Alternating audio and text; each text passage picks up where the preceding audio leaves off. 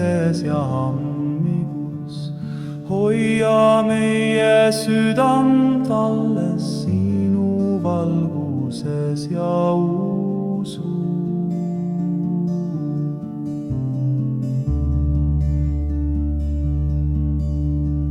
Ära vaata meie süüd, vaid halastuse tee.